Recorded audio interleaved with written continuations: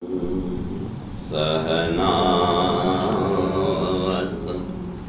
सहनौ भुनक्तु सह वीर्यं करवावहै तेजस्विनावधीतमस्तु मा विद्विषावहै। ओम शांति शांति शांति। शंकरं शंकराचार्यं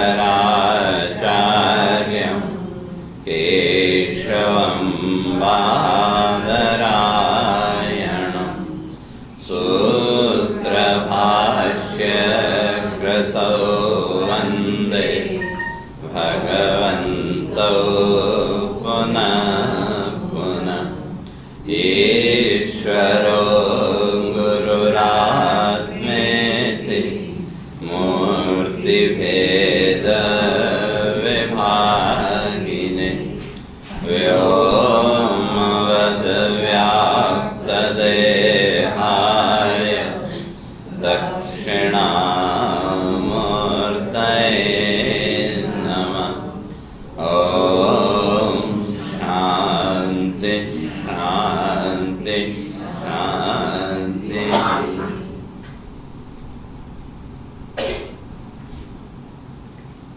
ओम नात्मा जजानन मरिष्यति नेदतेषु न क्षीयते सवन व्यभिचारिणां मे सर्वत्र सस्वदनपायुपलब्धिमात्रं प्राणो यथेन्द्रियबलेन विकल्पितं सन् अञ्जेषु पेशिषु तरुषु विनिश्चितेषु प्राणो हि जीवमुपधावति तत्र तत्र शन्ये यदिन्द्रियगणे अहमेच प्रशुप्ते कूटस्थ आशयमृते तदनुस्मृतिर्न यर्ह्यव्जनाभचरणे क्षणयोरुभक्त्या चेतो मलानि विधमेदगुणकर्मजानि तस्मिन् विशुद्ध उपलभ्यत आत्मतत्त्वं साक्षात् यथामलदृशो सवित्रिप्रकाशः।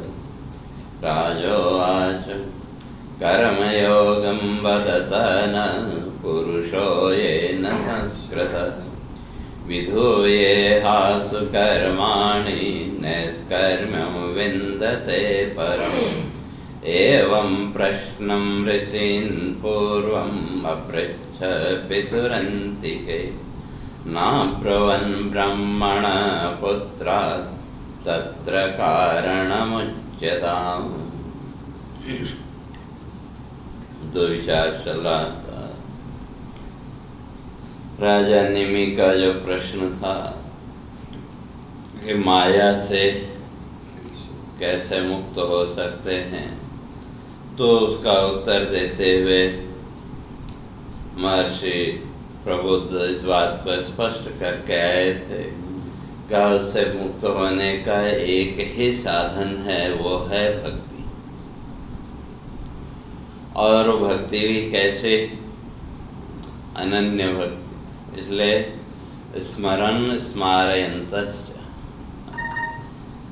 स्वयं भी उस परमात्मा का, उस तत्व का स्मरण करना और दूसरों को भी उसका स्मरण कराना, क्योंकि वही भक्ति।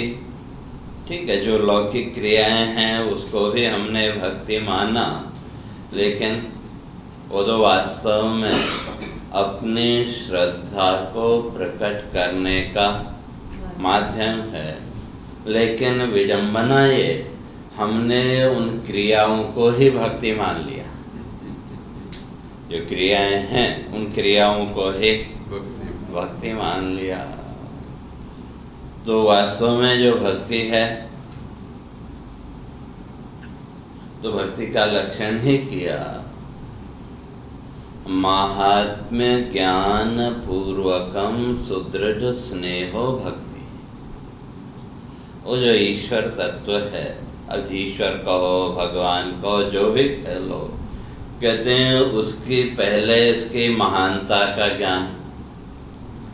जब उस तत्व की महानता का ज्ञान जीवन में होगा तो उसके साथ प्रेम अपने आप होगा कि नहीं। संसार में भी अगर देखें, किसी व्यक्ति की महानता के बारे में जब हमको पता लगा तो उस व्यक्ति के साथ हमारे मन का जुड़ाव अपने आप होता है कि नहीं, अर्थात उसके प्रति एक श्रद्धा का भाव, एक मन का जुड़ाव अपने आप हुआ। तो इसी तरह से जो भक्ति है का जब तक उस ईश्वर तत्व की महानता का हम विचार नहीं करेंगे तब तक उसके प्रति वो श्रद्धा नहीं होगी। तो अब जब श्रद्धा है, महानता का जब हमने विचार किया तो फिर बार बार उसका स्मरण आएगा कि नहीं। जो कोई भी है उसका स्मरण बार बार आएगा। तो इसलिए कह के आए थे कि वो जो भक्ति है, वो ईश्वरीय जो भाव है, वो भाव ही इस माया के बंधन से मुक्त दिला सकता है। तो तब वहां पे प्रश्न किया कि भाई ठीक है, ये तो बात समझ में आई, लेकिन अब उस नारायण का स्वरूप क्या है, बिना उसको जाने कहा कि भाई भक्ति कैसे हो। उस नारायण के स्वरूप को भी तो जानना पड़ेगा। आप लोग तो सब ब्रह्मवेत्ता हैं, तो इसलिए जो नारायण का स्वरूप का उसको स्पष्ट करें। तो तब उसका उत्तर देते हुए कह के आए थे, स्थिति उद्भव प्रलय हेतु अहेतुश्च। वो जो तत्व है इस जगत की उत्पत्ति, स्थिति और प्रलय, तीनों का जो आधार है। लेकिन आधार तो है, आधार होते हुए वो उससे निर्लिप्त है, उसमें किसी प्रकार का कोई सुख दुख आदि कोई भी भाव नहीं है। तो फिर प्रश्न उठा, ऐसा कैसे हो सकता है। तो हम तो जीवन में अगर देखते हैं कोई वस्तु हमारे जीवन में उत्पन्न हुई या प्रकट हुई तो उसको लेकर के प्रसन्नता का भाव भी आया, और वस्तु सामने से गई तो दुख का भाव भी आया। या फिर जो सब वस्तुओं की उत्पत्ति, स्थिति और लय का जो आधार है वो फिर इनसे निर्लिप्त कैसे। तो क्या उसके लिए फिर समझने के लिए अपने जीवन की तीन अवस्थाओं को देखो, जागृत, स्वप्न और सुषुप्ति। ये तीनों अवस्थाएं किसके होने से हैं? अब हमारे होने से ही है, या यूं कहें जितना भी संसार है, संसार के जितने भी पदार्थ हैं या संसार का जो भी हमको ज्ञान है सुख दुख का, अगर हमें अपने होने का ही ज्ञान न हो तो संसार की किसी भी वस्तु का ज्ञान संभव है क्या? नहीं। तो संसार की किसी भी वस्तु का ज्ञान संभव नहीं है। तो सबका आधार क्या हो गया? कोई स्वसत्ता बोध कहें या सत्ता बोध कह लें, लेकिन वो सब होने पर भी उसमें क्या है? ज्ञान है कि अज्ञान है? दोनों से परे हो, उसको ज्ञान रूप भी नहीं कहते हो। इसलिए वैसे तो कहा कि सत्यम ज्ञानम अनंतम ब्रह्म, जो परमात्मा उसका स्वरूप लक्षण जब किया तो सत्यम ज्ञानम अनंतम ब्रह्म। तो आगे वो कैसा है? तो कहा सत्यम, सत्य है। और जो सत्य है, सत्य के भी दो भेद, एक सापेक्षिक सत्य और एक निरपेक्ष सत्य। जैसे एक छोटा बच्चा, उसको बच्चा कहना सत्य है कि नहीं, लेकिन 10 साल के बाद झूठ हो गया कि नहीं, तो ये सापेक्ष है, किसी दूसरे के तुलना में वो सत्य है। और एक है निरपेक्ष सत्य। निरपेक्ष का जिसको किसी की अपेक्षा ही नहीं है, अर्थात जो अपने स्वरूप में जैसा है वो है। तो इसलिए कहा कि सत्यम। तो अब जो सामान्य सत्य है, तो सामान्य सत्य में तो बहुत सी चीजें आ जाती हैं। जैसे मिट्टी है, जो घड़ा है, घड़े की अपेक्षा मिट्टी भी सत्य है कि नहीं? मिट्टी सत्य है। या अगर हम लोग भी देखें तो अगर जन्म मृत्यु को अगर माने इस जगत को, तो जब इस संसार में आए तो ये पृथ्वी तो उससे पहले से है कि नहीं? और 150 साल बाद हम चले भी गए तो पृथ्वी तो तब भी रहेगी कि नहीं? तो फिर अगर जीव की दृष्टि से, मनुष्य की दृष्टि से भी अगर देखें तो पृथ्वी सत्य है कि नहीं? सत्य हो गई ना पृथ्वी। तो अब लक्षण किसका किया? आत्मा का। और लक्षण कहाँ चला गया? पृथ्वी में या 5 भूतों में। तो इसलिए कहा नहीं, पृथ्वी सत्य है। तो उसी तरह से जो आत्म तत्व है वो भी सत्य है, लेकिन अंतर ज्ञानम। जो पृथ्वी है उसमें ज्ञान रूपता नहीं है, उसमें ज्ञान नहीं है, वो तो जड़ है। सत्य तो है लेकिन ज्ञान नहीं है। और जो आत्मा है वो सत्य भी है और साथ में ज्ञान रूपता भी है। और वो ज्ञान कहीं से आया ऐसा नहीं, स्वयं ही वो क्या है? स्वयं ही वो ज्ञान स्वरूप है। और जो ज्ञान स्वरूप है तो उसमें फिर ज्ञान अज्ञान का भेद हो ही नहीं सकता। तो जैसे अग्नि है, जो अग्नि है तो अग्नि का स्वरूप क्या है? जलाना। तो अब वो कम जलाया ज्यादा जलाया ऐसे भेद कर सकते क्या? या ये अग्नि जलाएगी ये नहीं जलाएगी, वो तो हम नहीं कह सकते। तो जलाने का काम किसका है? अग्नि का। जैसे कई बार वह किचन में काम कर रहे हैं, कभी वो गर्म बर्तन पकड़ लिया तो हम क्या बोलते हैं? वह बर्तन से हाथ जल गया। लेकिन अगर बर्तन में वो क्षमता होती तो आगे पीछे भी तो जलता है कि नहीं? तो फिर हाथ किसने जलाया? उस बर्तन में व्याप्त जो अग्नि है उसने हाथ जलाया, क्यों? वो उसका स्वभाव है।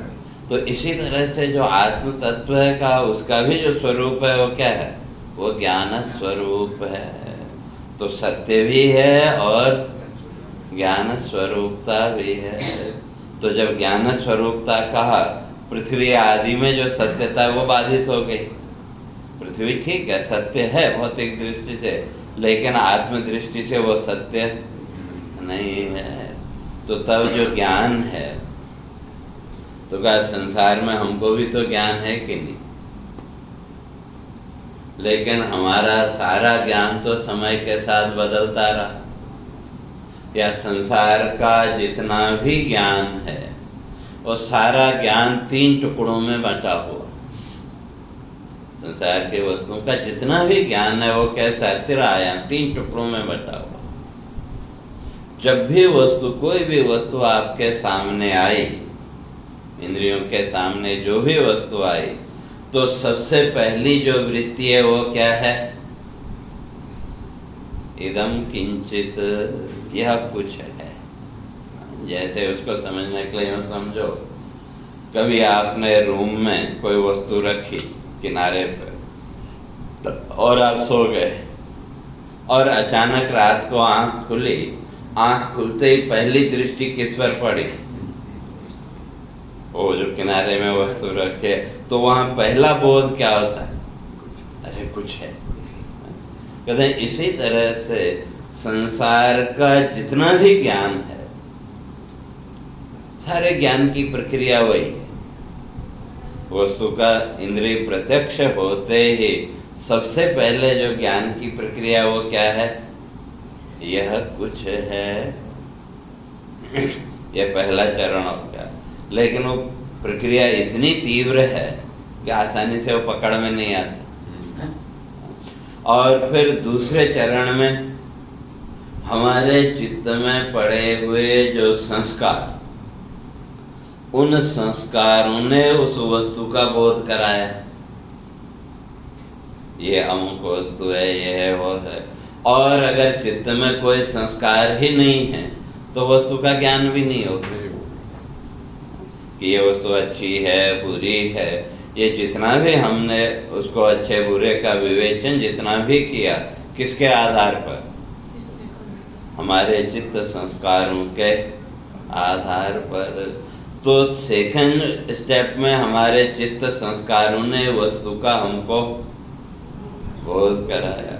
तो पहले क्षण में यह कुछ है और दूसरे क्षण में यह है, और तब तीसरे क्षण में हम कह सकते हैं कि मैं इसे जानता हूँ या मैं इसे नहीं जानता। तो ये ज्ञान के 3 स्टेप हो गए कि संसार का जितना भी ज्ञान है। लेकिन स्वयं का जो ज्ञान है उसके लिए कभी ये 3 सीढ़ी हमको चढ़नी पड़ी क्या? क्यों? वो नित्य स्वरूप है, ज्ञान स्वरूप था। आत्मा स्वयं ही क्या है? और ज्ञान स्वरूप है। हाँ ठीक है, हमने जो मान्यताएं अपने ऊपर ओढ़ रखी हैं उसके लिए तो हमको दूसरे के सपोर्ट की जरूरत पड़ती है। जो हमने अपने को मान रखा है तो उसके लिए तो हमको दूसरे की सपोर्ट की जरूरत पड़ी। किसी ने हमारी मान्यता का समर्थन किया तो हम थोड़ा चौड़े हो गए, और किसी ने उसके विरुद्ध कहा तो ये मान्यताओं के लिए हमको समर्थन की जरूरत पड़ी। लेकिन जो अपने होने का ज्ञान है, स्वयं के होने का जो ज्ञान है, उसके लिए ये 3 सीढ़ियां हमको चढ़नी पड़ी क्या? या कभी ऐसा लगा कि मैं कुछ हूं? कभी नहीं। क्यों? वहां स्पष्ट है कि मैं हूं। ये ज्ञान एकदम क्लियर है, उसके लिए वहां कोई संशय भी नहीं। कई बार होता है ना, वो लोग बात कभी कुछ ऐसा आश्चर्य या वो हुआ तो एक सहज मन की प्रक्रिया है कि भाई हाँ वही है, वही सही है कि नहीं, वो देखने के लिए। लेकिन स्वयं के होने में कोई संशय है क्या? मान्यताओं को लेकर के हमको संशय हो सकता है कि दूसरा मानेगा कि नहीं मानेगा। जो कुछ भी हमने अपने को माना है, सामने वाला वो मानेगा कि नहीं मानेगा, उसमें तो संशय है।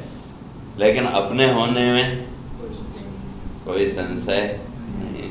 तो अब ये 2 प्रकार का ज्ञान हो गया ना। एक संसार का जो ज्ञान है वो 3 टुकड़ों में बटा हुआ, और स्वयं का जो ज्ञान है वो तो निरपेक्ष। लेकिन कहा कि भाई जो सामान्य व्यक्ति है उसने तो ये 3 टुकड़े में बटे हुए ज्ञान को ही ज्ञान मान रखा है। मैं इतना जानता हूँ, मैं ये, मैं वो। तो अब का सत्यम ज्ञान, तो आत्मा ज्ञान स्वरूप है का, तो अब वो ज्ञान का लक्षण कहाँ चला गया? भौतिक ज्ञान में। तो तब तीसरा शब्द दिया अनंतम। तो वो जो ज्ञान रूपता है, वो ज्ञान वहाँ कितना है का उसका आप निश्चय नहीं कर सकते। भौतिक जगत में तो हम उस ज्ञान का भी निश्चय करते हैं कि नहीं। या बच्चों को आप पढ़ाते हैं, वो जो डिग्री है उस डिग्री के आधार पर या उसमें जो मार्क्स उसको मिले हैं तो उसके आधार पर हमने एक अनुमान कर लिया कि भाई हाँ ये इतना जानता है। भौतिक उसमें तो हम अनुमान कर सकते हैं, लेकिन वो आपकी जो ज्ञान स्वरूपता है, तो आपके अंदर वो कितना ज्ञान है उसका निश्चय कर सकते हैं क्या?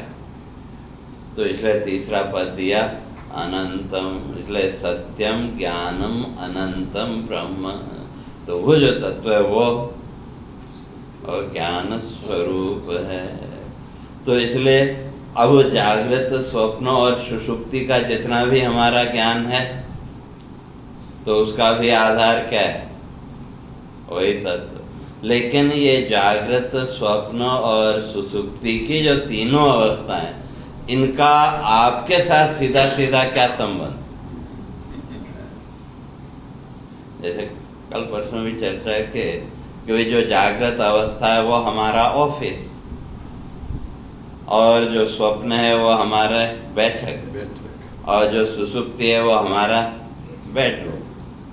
तो अब ये तीनों जो अवस्थाएं हैं, ये तीनों जो स्थान हैं, ये आपके होने से हैं, लेकिन इनके साथ आपका सीधा सीधा क्या संबंध है? हमने केवल मान रखा है, लेकिन सीधा सीधा तो कोई संबंध है ही नहीं। तो मान लो चाहे वो घर है या ऑफिस है, आपने उसको चेंज किया, दूसरी जगह आपने शिफ्ट किया, और उसके बाद मान लो अर्थक्वेक आया या कुछ आया, वो पुराना जो आपका घर था जिसमें आप पहले रहते थे वो डैमेज हुआ, तो अब उसके डैमेज होने का दुख है क्या? बल्कि हम कहते भाई अच्छा हुआ हम उससे पहले निकल के यहाँ आ गए। तो उसके साथ कोई संबंध था क्या? पहले भी नहीं था, अब भी नहीं, लेकिन हमने मान रखा है। और अभी जहाँ रह रहे हैं अगर वहाँ कुछ हो तो कहने का अर्थ ये सब वस्तुओं के साथ हमारा सीधा सीधा कोई संबंध है क्या? सीधे सीधे हमारा कोई संबंध क्यों? अगर उसके साथ संबंध होता तो उस वस्तु को छोड़ने के बाद फिर उसका सुख दुख होना चाहिए था कि नहीं?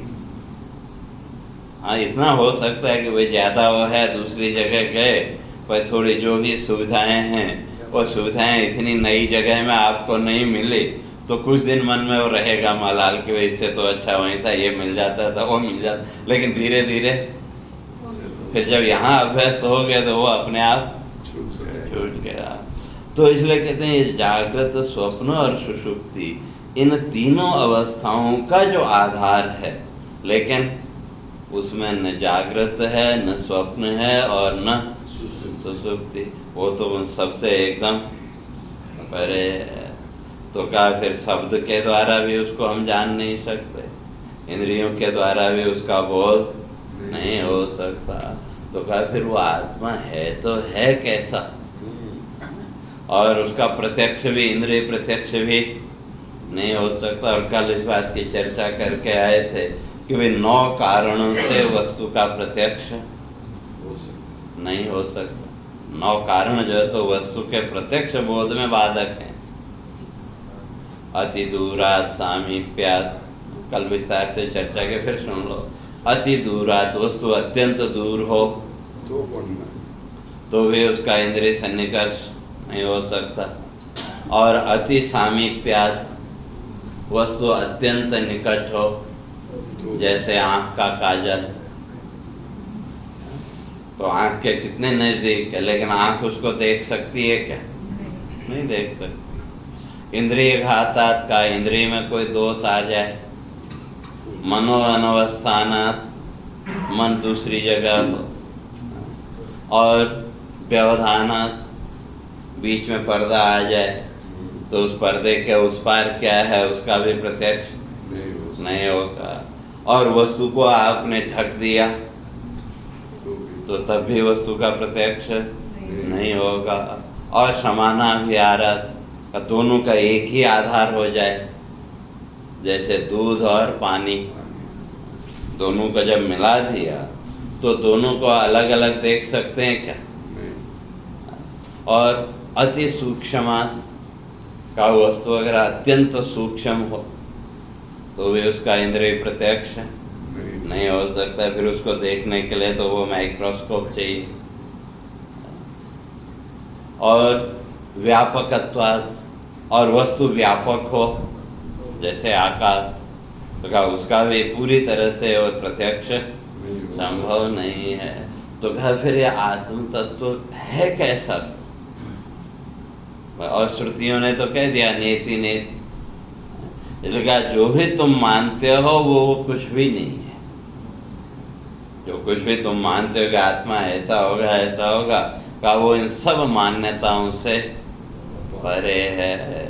लेकिन नहीं है ऐसा भी नहीं कह सकते, क्योंकि कोई न कोई वो संचालक शक्ति तो है कि नहीं। और अगर वहाँ तक नहीं जाए तो हम स्वयं का ही अगर विचार करके देखें, स्वसत्ता बोध तो है कि नहीं।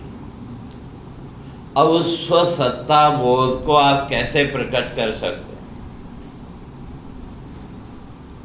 संभव ही नहीं है।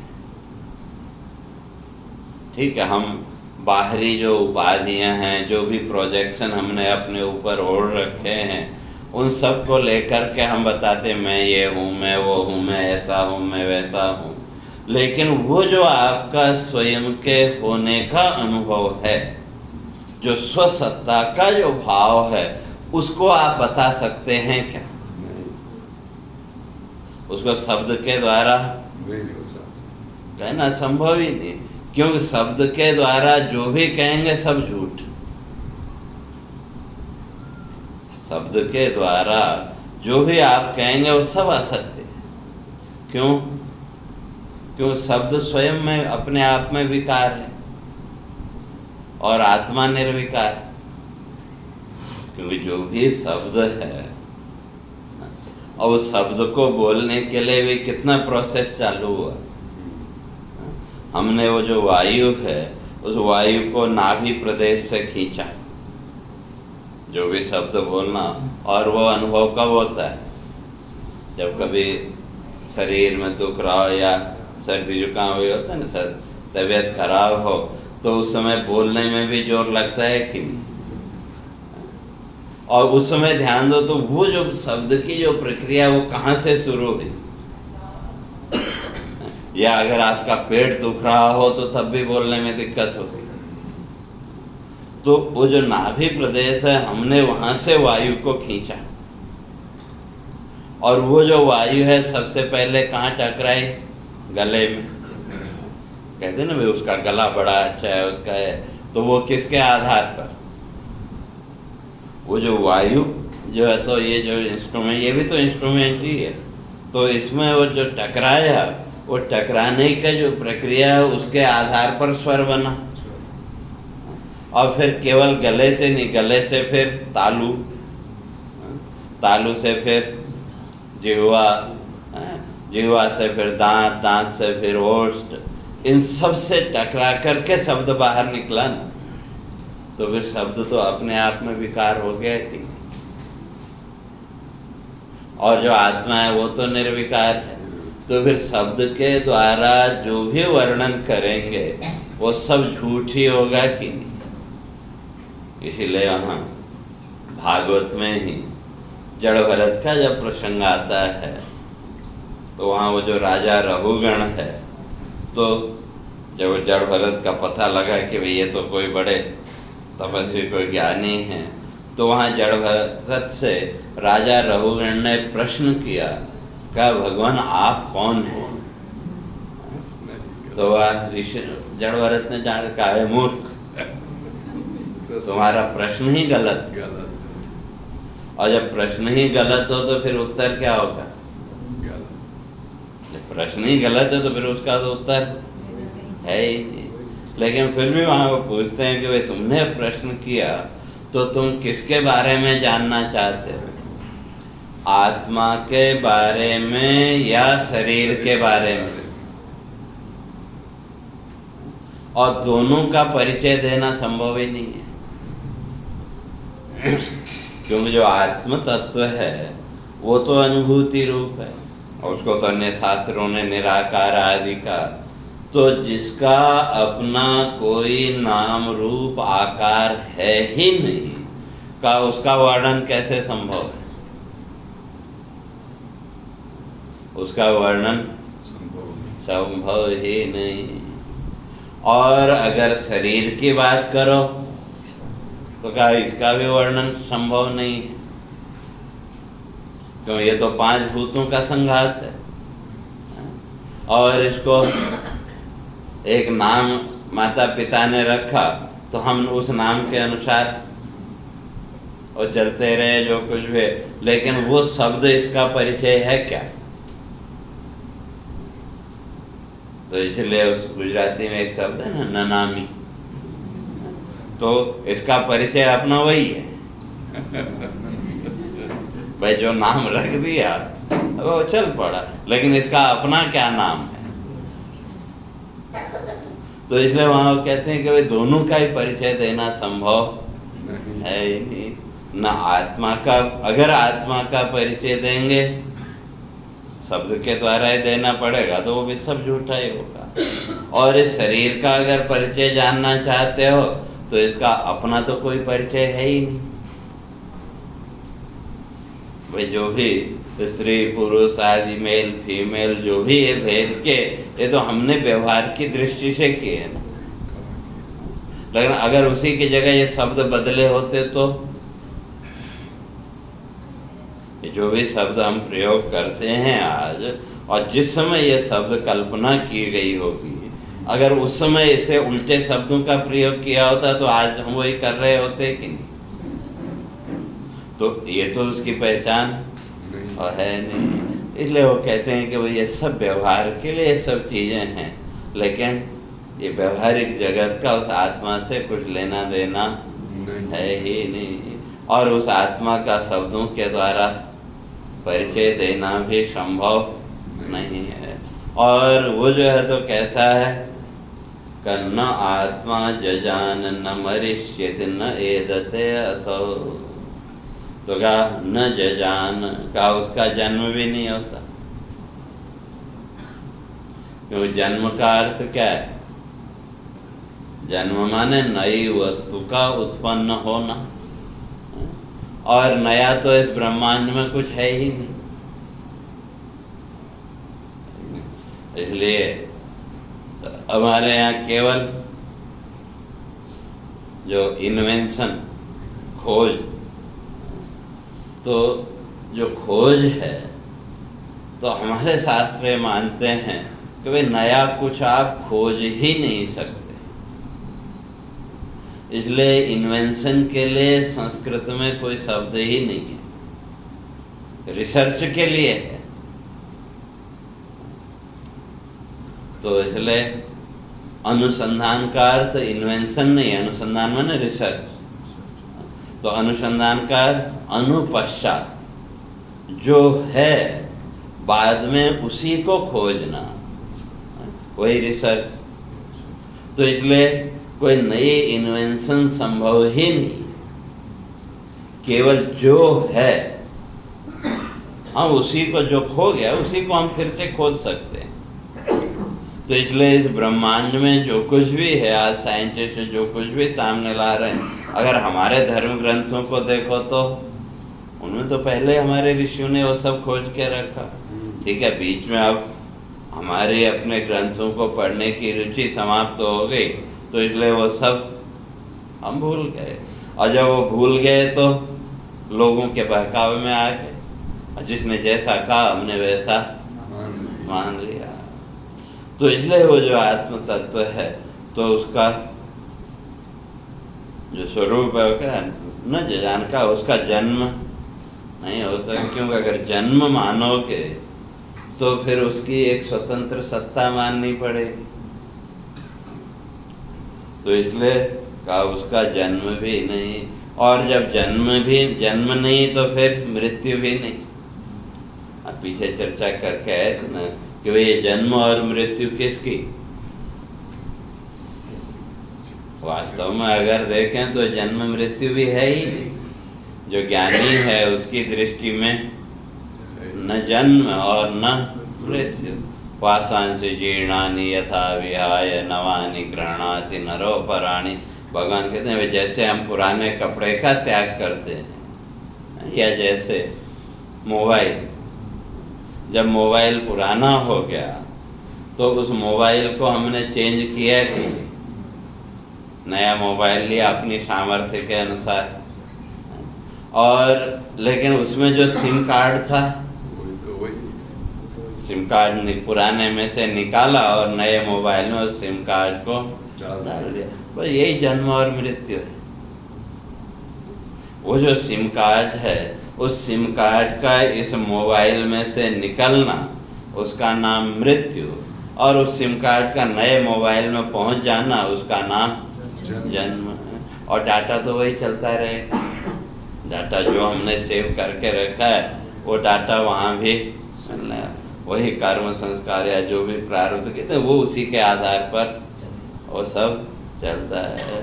तो इसलिए वो जन्म भी नहीं उसके और मृत्यु, क्यों अब वो जो सिग्नल है तो वो सूक्ष्म शरीर तो क्या है, वो सिग्नल का रिसीवर पीछे चर्चा करके आए थे, तो वो सिग्नल कभी समाप्त तो हुआ क्या? तो इसी तरह से जैसे वो सिग्नल व्यापक है, अभी यहाँ भी है कि नहीं? हाँ ठीक है, ज़्यादा गहराई में चले जाओ, वहाँ चले जाओ तो शायद नहीं मिले, लेकिन यहाँ तो अभी वह है कि नहीं, उसकी तरंगें तो है कि नहीं। लेकिन मोबाइल के बिना उन तरंगों को हम देख सकते हैं क्या? वह उसी तरह से ये जो मोबाइल है, इस मोबाइल से भी उसी चेतना का पता लगता है, लेकिन वो चेतना दिख सकती है क्या? नंगी आँख से उसको हम देख नहीं सकते। तो उस चेतना का न जन्म और न मृत्यु, वो तो हर समय इस ब्रह्मांड में हम कहीं भी चले जाएं, क्यों मोबाइल का जो सिग्नल है उसकी तो अपनी एक लिमिटेशन है, लेकिन वो जो आत्मा का जो सिग्नल है, अगर गहरी से गहरी गुफा में भी आप चले जाएं तो वहाँ भी अपने होने का बोध है कि नहीं? हाँ, अगर ऑक्सीजन नहीं मिली तो थोड़ा दिक्कत होगी, अगर वहाँ भी ऑक्सीजन आपको मिल रही है तो कवरेज मिलता नहीं, वहाँ कवरेज तो है ही, लेकिन ऑक्सीजन नहीं मिलने से थोड़ा दिक्कत हुई। तो चाहे आप जल के अंदर चले जाओ, देखो गोताखोर वो सिलेंडर लेके जाते हैं कितना नीचे तक, लेकिन वहाँ भी उनको अपने होने का बोध है कि नहीं? तो वो तरंगे तो वहाँ भी हैं कि नहीं?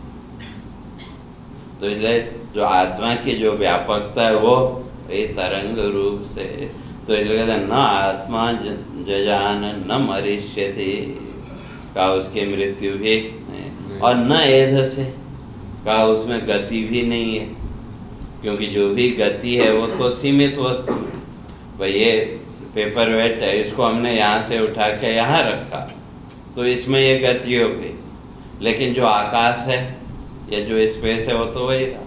तो इसी तरह से जो आत्मा है वो भी कहीं आता जाता नहीं है। जो लोग कल्पना करते हैं ना, कहते हैं वे उसका आत्मा चला गया, या उसकी आत्मा के लिए प्रार्थना, आत्मा कहीं नहीं जाता, पर केवल उसका जो रिसीवर है, वो सिम कार्ड कहो या सूक्ष्म शरीर कहो, भाई वो रिसीवर यहाँ नहीं है। अगर वो रिसीवर है भी तो उस रिसीवर को प्रकट करने वाला शरीर अर्थात मोबाइल नहीं है। जैसे वो सिम कार्ड मोबाइल में आपने रखा, मोबाइल का स्विच ऑन किया तो उसकी क्षमता प्रकट हो गई कि नहीं? तो उसने सिग्नल को रिसीव करना और आगे फेंकना शुरू कर दिया।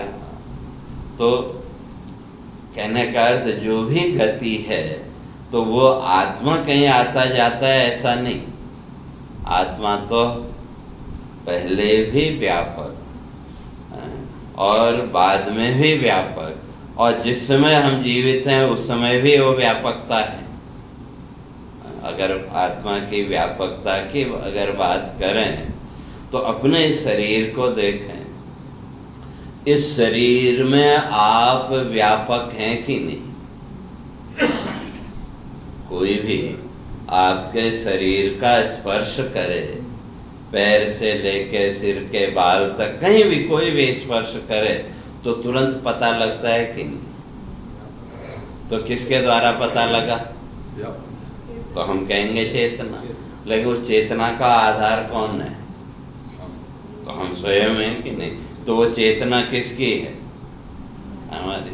तो उस चेतना रूप से इस शरीर में हम व्यापक हैं कि नहीं? केवल बाहर ही नहीं, इस शरीर के अंदर जो असंख्य जीव जंतु हैं उनके अंदर भी तो वही चेतना है कि नहीं?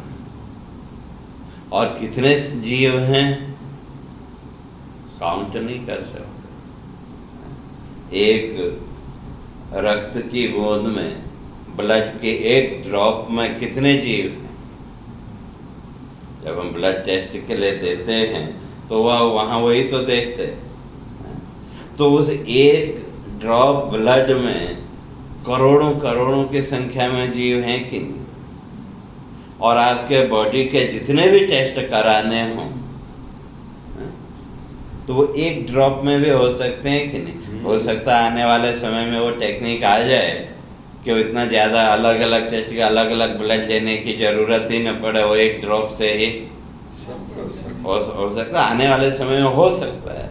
लेकिन अगर मिलाकर सब विचार करके देखें, वो जितना भी टेस्ट किया लैब में वो एक ड्रॉप बूंद का ही है कि नहीं? और उस एक ड्रॉप के अंदर कितने जीव हैं? और कोई संख्या ठीक है, वो उस हिसाब से गिनती है, उनका जो भी सिस्टम उस हिसाब से एक मोटा मोटा अनुमान, भाई ये इतना है तो इतने होने चाहिए, इतना है तो इतने होने चाहिए। तो वो अब उनके अंदर भी तो वो चेतना है कि नहीं? तो उस चेतना के रूप में हम व्यापक हैं कि नहीं? जब तक जीवित हैं तब तक व्यापक हैं। तो अब वो जो चेतना है उसका कभी जन्म या मृत्यु हुई क्या? जन्म या मृत्यु नहीं। अब जब तक वो चेतना है तब तक इस शरीर के अंदर एक क्षण के अंदर, एक सेकंड के अंदर कितने जीवों का जन्म हुआ और कितने जीवों की मृत्यु हुई? वो प्रक्रिया तो निरंतर चल रही है कि नहीं? तो यहाँ जीवन के व्यवहार में क्या मानते हैं? सूतक मानते हैं ना, कोई गुजर गया तो भाई सूतक, हमको ये नहीं करना वो नहीं करना। लेकिन इस शरीर के अंदर हर सेकंड हजारों जीवों का जन्म, हजारों जीवों की मृत्यु, लेकिन कभी अपवित्रता का भाव आया क्या? तो क्यों? उस क्रिया से कुछ लेना देना है ही नहीं। वो जो भी क्रिया वो अपनी हो रही है, भाई वो जो चेतना के आधार पर वो सारा कार्य हो रहा है। तो मैं तो सब उसका क्या हूँ? विटनेस कह लो। अबे मैं उस सब का आधार हूँ, लेकिन आधार होते हुए भी मैं उन सब से परे, उससे कुछ लेना देना है ही नहीं। तो इसी तरह कहते हैं न एध से, तो उसमें गति भी नहीं है और उसमें कभी कमी वृद्धि भी नहीं है। कभी कम हो गया या कभी ज़्यादा हो गया ऐसा भी नहीं है। क्यों? हमारा जो स्वयं के होने का जो भाव है उसमें कभी कमी या वृद्धि हुई क्या? संसार के भावों को लेकर के वो कमी और वृद्धि हो सकती। संसार के भाव में तो किसी ने हमारी प्रशंसा की तो हमारा वो भाव बढ़ गया अपने विशेष होने का, और सामने वाले ने प्रशंसा नहीं की तो वो भाव, अपने विशेष होने का भाव कम हो गया। जो भी है, लेकिन जो स्वसत्ता भाव है उसमें कभी ये लगा कि भाई मैं बड़ा हो गया या मैं छोटा हो गया? वो तो हमेशा एक रूप। या कभी ये लगा कि भाई मैं पुराना हो गया? शरीर को लेकर के हम कहते हैं कि अब तो उम्र हो गई या हो गया, लेकिन स्वयं को लेके कभी भी ये भाव आया कि भाई मैं तो पुराना हो गया? तो इसलिए क्यों? क्या वो हमेशा एक रूप, उसमें कभी कोई परिवर्तन संभव ही नहीं है। और न चीयते सवनवित, का फिर उसमें क्षय भी नहीं है। जैसे लकड़ी आदि है, लकड़ी को आपने जलाया तो अंत में थोड़ी सी राख बची। या उसी तरह से जो अज्ञानी है वो क्या, जब मुर्दे को लेके गए शमशान में तो वहां भी क्या किया, शरीर को जला। तो अब जिसको इसका बोध नहीं है वो उसकी पीड़ा की कल्पना से, कई आप लोगों ने देखा होगा, हमसे ज्यादा देखा होगा, कोई वो मोह के कारण या अज्ञान के कारण नहीं इसको ये करना है, ऐसा करना है, ऐसा करना है, जो कुछ भी है। लेकिन कहते हैं भाई जो आत्म तत्व है, जो सत्ता है, उसमें तो ये कुछ भी संभव है नहीं, वो उसमें जल भी नहीं सकता। तो इसलिए न चीयते सवन वेदी, तो इसलिए उसमें किसी प्रकार का क्षय भी नहीं है। इसलिए वहाँ का भेद त्रय शून्य, और आत्मा है वो तीन भेदों से रहित या भाव विकार शून्य। संसार के जितने भी पदार्थ हैं उन सब पदार्थों में आपको 6 दोष देखने को मिलेंगे। जो भी संसार के पदार्थ हैं, जो भी दृश्य जगत है, उसमें 6 दोष हैं ही उसके साथ। तो क्या क्या, जायते अस्ति वर्धते विपरिणमते अपक्षीयते विनश्यति। जायते का जन्म, और उसके बाद अस्तित्व भाव, और वर्धते फिर धीरे धीरे उसका बढ़ना, और फिर उसका परिणाम, और फिर एक अवस्था के बाद धीरे धीरे क्षय होना, और अंत में विनश्य, अंत में उसका नष्ट हो जाना। तो संसार के जितने भी पदार्थ हैं उनके अंदर ये 6 दोष हैं ही। लेकिन जो तत्व है उसमें का वो इन दोषों से परे है। न उसका जन्म, न उसमें वृद्धि, न उसका नाश, या का भेद त्रय शून्य।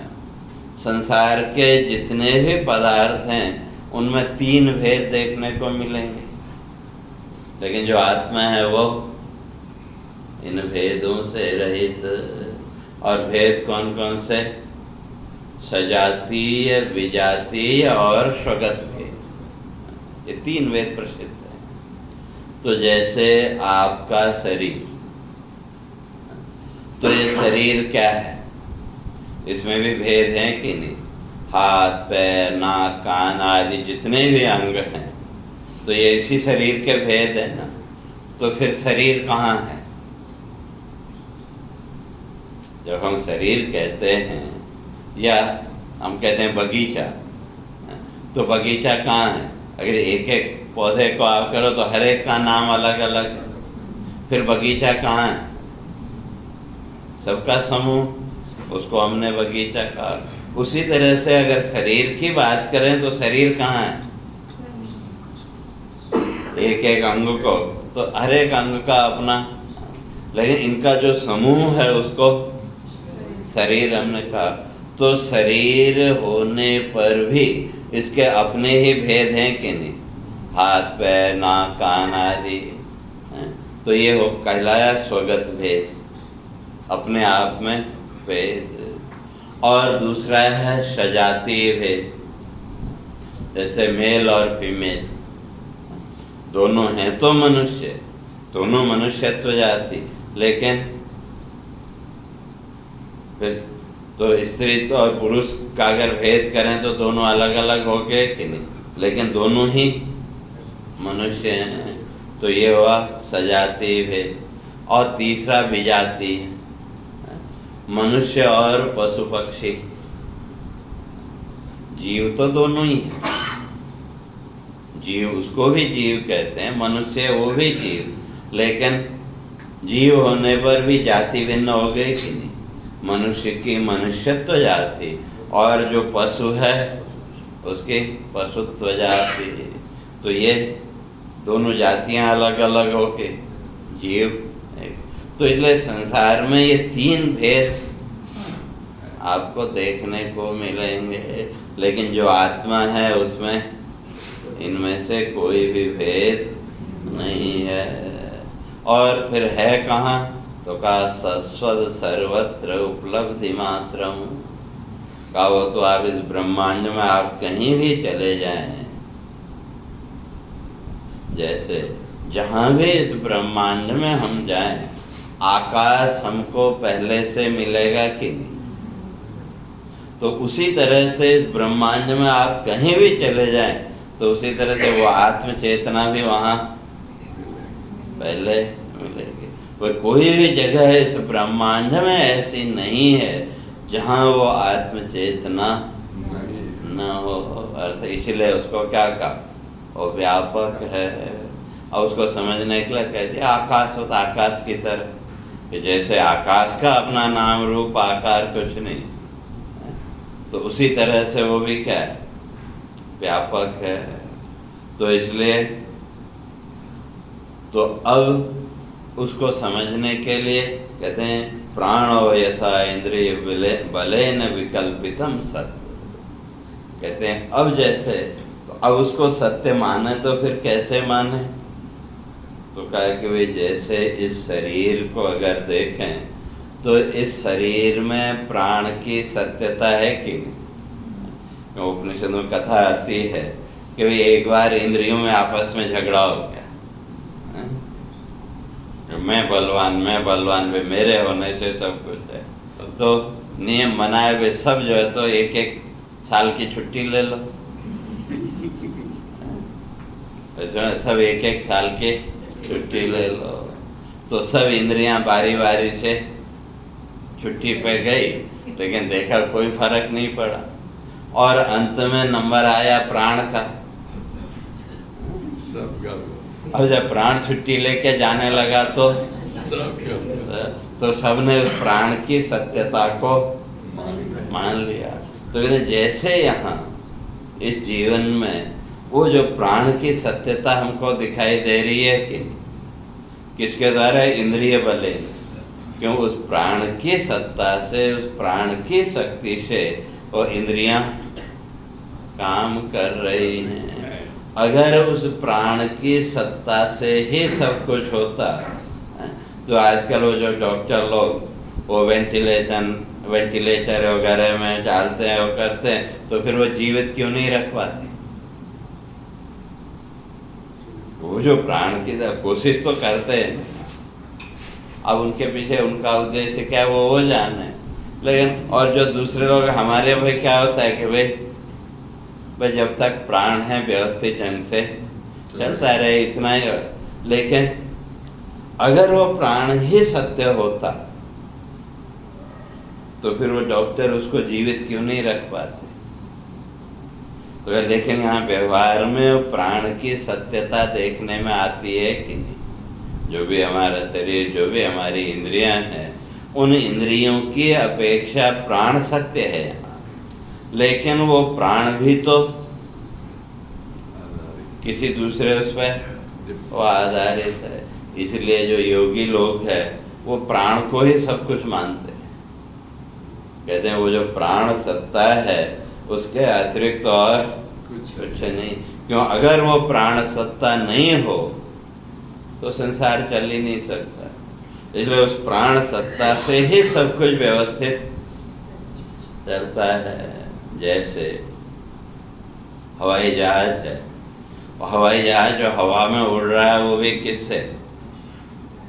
वहाँ भी तो प्राण की सत्ता की व्यवस्था है। जो उनका सिस्टम है, कितना प्रेशर होना चाहिए, कितना क्या होना चाहिए, वो सब उस प्राण पर ही टिका है कि नहीं? और उसी तरह से हमारा जो शरीर है ये भी।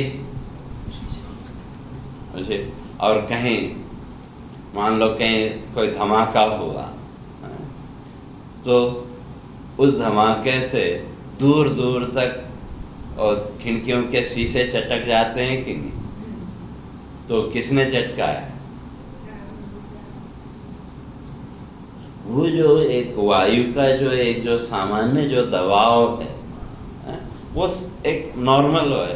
तो जब कहीं कोई विस्फोट हुआ या कभी किसी गाड़ी का टायर फटा या कुछ भी हुआ, तो उसने क्या किया, वो जो एक सामान्य प्राण की जो व्यवस्था थी उसको डिस्टर्ब किया कि नहीं? तो वो जो सामान्य प्राण की जो व्यवस्था थी उसमें अचानक से एक दबाव बढ़ा, और उस दबाव ने क्या किया, वो दूर दूर तक के खिड़कियों के शीशे भी चटका दिए कि नहीं? या कहीं बहुत दूर कुछ हुआ हो तो यहाँ आप हैं तो यहाँ वो कंपन महसूस होता है कि नहीं? वाइब्रेशन। तो वो किसके द्वारा, जो हवा का जो दबाव है, वो एक जो सामान्य जो दबाव है, जब उसमें परिवर्तन आया तो उसने क्या किया, वस्तुओं को छिन्न भिन्न कर दिया। जैसे समझो कांच का कोई बर्तन है, तो कांच के बर्तन को आपने धीरे से अगर रखा तो कुछ नुकसान नहीं हुआ, और अगर कहीं आपके हाथ से वो फिसल गया तो नीचे गिरते ही टूट जाता है कि नहीं? वो टूटा क्यों? तो अगर स्टील का वो करो तो वो नहीं टूटता, तो फिर वो टूटा क्यों? या स्टील का है तो जैसे गिरा उतना उछलेगा फिर, तो क्यों? भाई जब वो वस्तु गिरी, एक जो सामान्य जब दबाव से ज्यादा दबाव जब पड़ा तो हवा प्रेस होती गई, और जितनी हवा प्रेस हुई उतनी वो फैल नहीं पाई, और जब वो फैल नहीं पाई तो जैसे पृथ्वी और उसका दोनों का जब संपर्क हुआ तो वो जो हवा का दबाव है उसने क्या किया, उल्टा प्रेशर जब मारा तो वो जो भी बर्तन था वो कांच का है तो टूट गया, और दूसरा कोई बर्तन है तो उसने उतने ही प्रेशर से उसको उछाल दिया, और अगर उसको धीरे से हमने रखा तो नहीं टूटा। तो ये सारी व्यवस्था किस पर टिकी है? इसलिए जो योगी लोग हैं वो कहते हैं नहीं, सारी प्राण की व्यवस्था है, उसके अलावा और कुछ नहीं। इसलिए उनका सारा जोर वो प्राण साधना पर, ये समाधि आदि जो भी है वो साधना पर। तो इसलिए वहाँ कहते हैं कि भाई अब जो तत्व है, तो अब ये जो प्राण है का, ये प्राण में भी तो गति है कि नहीं? पेड़ पौधे आदि जितने भी हैं उनका भी तो जीवन इसी से चल रहा है, प्राण शक्ति से। तो लेकिन जो आत्म तत्व है का, वो तो तस्मिन विशुद्ध उपलभ्यता आत्म तत्व का, वो जो आत्म तत्व अगर उसका विचार करें तो का वो तो इन सारे दोषों से परे विशुद्ध स्वरूप में उसकी उपलब्धि होती है। तो उस आत्म सत्ता को कोई भी चुनौती वो नहीं दे सकता, और वो साक्षात का, उसका तो साक्षात है, उसको ढूंढने के लिए कहीं जाने की जरूरत है नहीं। केवल सामने पड़े हुआ अज्ञान का जो पर्दा, उस पर्दे को हटाना है। प्रकाश तो वही है, और कैसे, उसके लिए बड़ा उदाहरण दिए का हस्ता मलकवत। तो उसका उदाहरण कहते हैं वे हाथ में आंवला, ऐसा नहीं, बल्कि जैसे ये हाथ आपके सामने है, इसमें जो भी वस्तु आपने रखी और तुरंत उसका प्रत्यक्ष आपको होगा कि नहीं? कब? वो इतनी ही दूरी पर है। तो इसलिए तद दूरे तदंतिके, तो वहाँ मंत्र कहता है कि वे जो उस आत्म तत्व का चिंतन करते हैं, उसका विचार करते हैं का, वो तो उनके एकदम निकट है, और जिनके जीवन में उसका विचार ही नहीं होगा वो उनसे कोसों दूर है। तो इसलिए जो उसका विचार करेगा, चिंतन करेगा, कहते हैं उसको, और उसको क्या होगा, साक्षात यथा अमल दृश्यो, कहते हैं जैसे वो स्फटिक, शुद्ध अगर स्फटिक है तो उस शुद्ध स्फटिक को रखो और उसके सामने कोई वस्तु रखो तो तुरंत वो स्फटिक में उसकी छाया और दिखाई देगी। बस कहते हैं वह इतना ही प्रत्यक्ष है। वह उसके लिए जितना हमारा हृदय शुद्ध होगा, जितना हमारा अंतःकरण शुद्ध होगा, उतना ही वह आत्म प्रकाश भी अपने आप प्रकट होता जाएगा। केवल ये अविद्या के जो पर्दे हैं, इन पर्दों को हटाना है। और अविद्या के दो ही पर्दे, एक आवरण शक्ति और एक विक्षेप शक्ति, और उसमें भी केवल एक को ही हटाना है। जो आवरण है उस आवरण को ही हटाना का, विक्षेप तो समय के साथ अपने आप दूर हो जाएगा। जैसे पंखा चल रहा है, हवा मिल रही, तो अब हमको जरूरत नहीं है, तो हमने क्या किया, उसका बटन बंद कर दिया। और जब बटन बंद कर दिया तो थोड़ी देर में पंखा अपने आप रुक गया कि नहीं? तो उसके बाद तो हवा नहीं आएगी, लेकिन जितनी स्पीड में वो चल रहा है उतनी देर तो वो घूमेगा। तो वह इसी तरह से जो ज्ञान है, जो आत्मचिंतन है, वो आत्मचिंतन भी क्या करेगा का अविद्या का जो बटन था उसको बंद कर देगा। जो अभी अविद्या का प्रभाव चल रहा है, उस अविद्या के प्रवाह से हम इस संसार के माया मोह में जो उलझे हुए हैं, तो वो ज्ञान क्या करेगा, वो बटन बंद कर देगा। और अभी बटन बंद करने की जरूरत नहीं है, तो रेगुलेटर से क्या किया, तो शुरू में तो वो रेगुलेटर काम करेगा। भाई जैसे जैसे बोध होता है गया, अब संसार की हमारी अपेक्षाएं कम होती गई, तो रेगुलेटर, अभी पंखा फुल स्पीड में चल रहा है, तो धीरे धीरे स्टेप बाय स्टेप, जैसे ना अभी 1 महीना पहले फुल स्पीड में पंखा चल रहा था कि, अब धीरे धीरे अब 1 नंबर पे आ गया, कई लोगों का बंद भी हो गया। लेकिन फिर जब गर्मी आएगी तो फिर और रिवर्स। लेकिन ज्ञान की प्रक्रिया में वो नहीं, एक बार वो बंद हो गया तो फिर वो दोबारा चालू होने वाला नहीं है। तो इसलिए कहते हैं वो जो ज्ञान है, वो जो चिंतन है, वो अविद्या की जो आवरण शक्ति है उसको रोकेगा। और जैसे वो आवरण, पीछे से करंट मिलना बंद हुआ, तो विक्षेप भी धीरे धीरे अपने आप शांत हो जाएगा। और वो आत्म तत्व के का साक्षात उपलब्ध देता, वो उसके साक्षात वो उपलब्धि, उसका दर्शन होगा। तो तब फिर वहाँ राजा प्रश्न करते हैं, कहा ये तो ठीक है, लेकिन अब ये सब करने के लिए तो कर्म भी तो करना पड़ेगा कि, सुन तो लिया भी भक्ति ऐसी, भाई नारायण का स्वरूप भी जान लिया, लेकिन उस स्वरूप तक जाने के लिए कर्म भी तो करना पड़ेगा।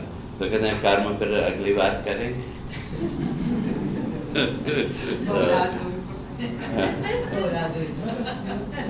तो ये जो सत्र है इस बार, तो आज सत्र यहाँ पूरा होता है।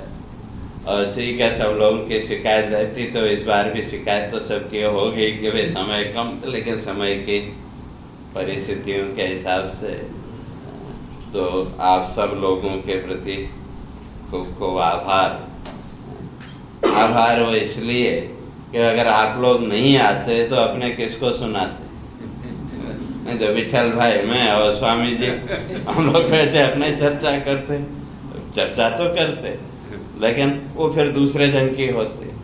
तो आप लोगों के निमित्त से हमको भी कुछ सोचने का, विचार करने का अवसर मिला, उसके लिए आप सबको खूब खूब धन्यवाद। और आप सबकी ओर से देखो ये संस्था और यहाँ इतना बढ़िया सुंदर हॉल और ये सारी व्यवस्था हमको जिन्होंने भी दी, उन सब के प्रति भी हमारा आभार। और इस सब में मुख्य रूप से अपने विठल भाई और अपने विपिन भाई आदि जो भी हैं, उन सब के प्रति भी खूब खूब हमारी ओर से हार्दिक शुभाशीर्वाद, हार्दिक धन्यवाद कि ये जो ज्ञान की जो प्रक्रिया है, ये ज्ञान आपके जीवन में आपको इस भौतिक जगत के सुख दुख से ऊपर उठाने का और आत्मानंद के अनुभव कराने का माध्यम बने, ये अपनी शुभकामना, शुभभावना। तो इसके साथ ही यहाँ पर विराम देते हैं। आगे बाकी जो बोलना होगा तो अपने विठल भाई बोल देंगे और सीधे होके बैठे।